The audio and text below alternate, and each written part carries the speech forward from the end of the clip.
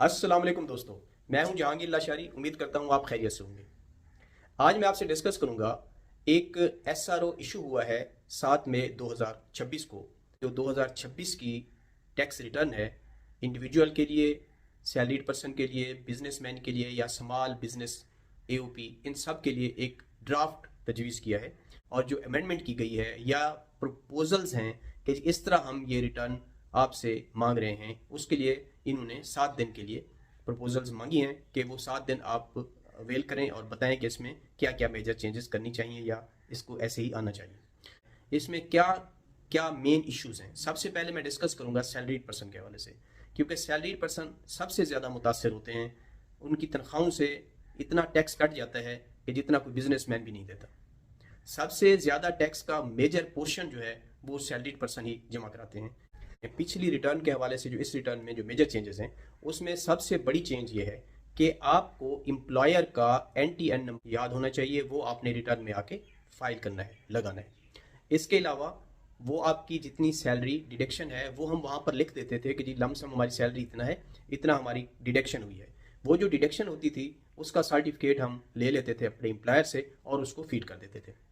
अब ये चीज़ नहीं है। अब ये है कि आपकी जितना सैलरी है वो ऑनलाइन आ जाएगी, आपको भी सर्टिफिकेट देना पड़ेगा, लेकिन ऑनलाइन आपकी डिडक्शन भी आ जाएगी जब आप एम्प्लॉयर का NTN नंबर डालेंगे, और उस पर आ जाएगा कि उन्होंने कितना टैक्स काटा है और साथ ही कितना आपका टैक्स बनता था।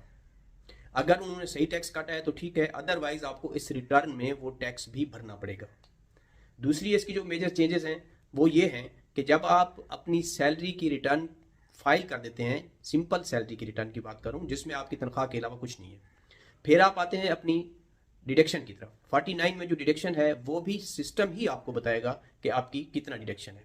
इसके अलावा जितनी आपके मोबाइल आपके नाम पे हैं, जितना आपके नाम पे कोई भी शनाख्ती कार्ड के हवाले से कोई बिल है, बिजली का हो गया, आपके टेलीफोन का हो गया, मोबाइल का हो गया, इन सारे जितने भी आपके यूज़ में हैं सबका डाटा आ जाएगा कि कितना आपने उसके बिल भरे हैं और कितना आपके टैक्स की कटौती है। आपने अगर कोई चीज़ परचेज़ की है, कोई गाड़ी परचेज़ की है, आपने कोई प्लॉट ख़रीदा है या बेचा है, उस हवाले से भी उसकी पूरी तफसील आ जाएगी।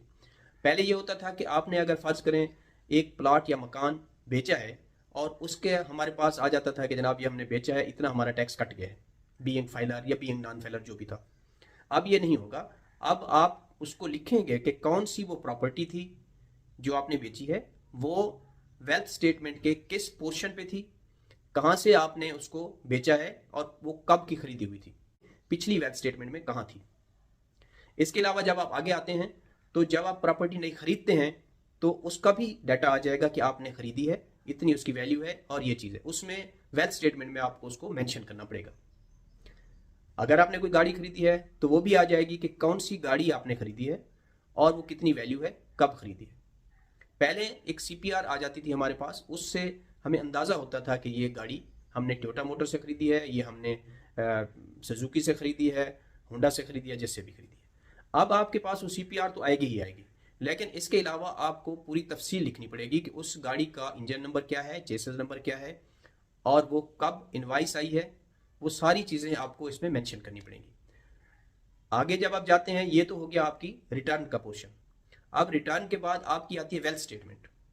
याद रखें कि ये मैं सिर्फ अब सैलरी इंडिविजुअल की बात कर रहा हूँ, बाकी अभी उसमें मैं नहीं पढ़ रहा। उसमें भी बहुत सी मेजर कॉम्प्लिकेशंस हैं, बहुत मेजर चेंजेस हैं सारी रिटर्न में। अब आप आएंगे अपने वेल्थ स्टेटमेंट के पोर्शन में। तो वेल्थ स्टेटमेंट के पोर्शन में जब आप अपनी प्रॉपर्टी के कॉलम में आते हैं कि जी आपके पास एग्रीकल्चर लैंड है, सबसे पहले जो बार कोड है वो एग्रीकल्चर का है। उसमें जब आएंगे, अगर आपके पास ऑलरेडी कोई प्रॉपर्टी है वो उसमें लिखी होगी, और अगर आपने नई कोई प्रॉपर्टी खरीदी या बेची है उसमें आपको पूरी तफसील देनी पड़ेगी कि वो कहाँ पर है, कितनी है, कहाँ कब आपने खरीदी है और वो उसकी वैल्यू क्या है। ये हमें पहले लिखना पड़ता था। मिसाल के तौर पर अगर आप मुल्तान में रहते हैं और मुल्तान में आपकी शुजाबाद में एक प्रॉपर्टी है, तो आप लिख देते थे कि शुजाबाद मौजा फलां इतनी हमारी प्रॉपर्टी है, इतना स्क्वायर फुट है, इतना मरले है, या जो भी है आपका कनाल है या एकड़ है।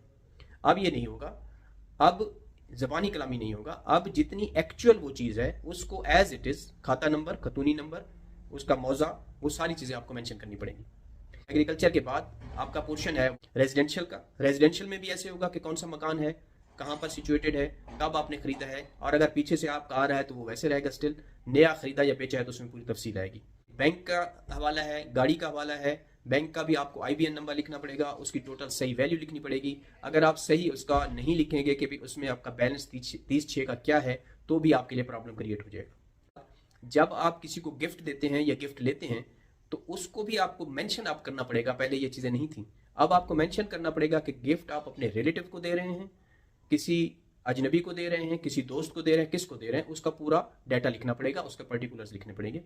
और आप वो जो गिफ्ट दे रहे हैं उसकी पूरी तफसील के साथ एंट्री होगी। पहले ये होता था कि हम लिख देते थे कि 50 लाख गिफ्ट, अब वो 50 लाख जो गिफ्ट है वो हमें मेंशन करना पड़ेगा कि वो हम किसको दे रहे हैं, किसी अपने ब्लड रिलेशन के बंदे को दे रहे हैं, किसी बच्चे को दे रहे हैं, किसी बुजुर्ग को, किसी भाई को, वालिद को, बीवी को, किसी को, या किसी और को दे रहे हैं। पहले ये चीज़ें नहीं हुआ करती थी।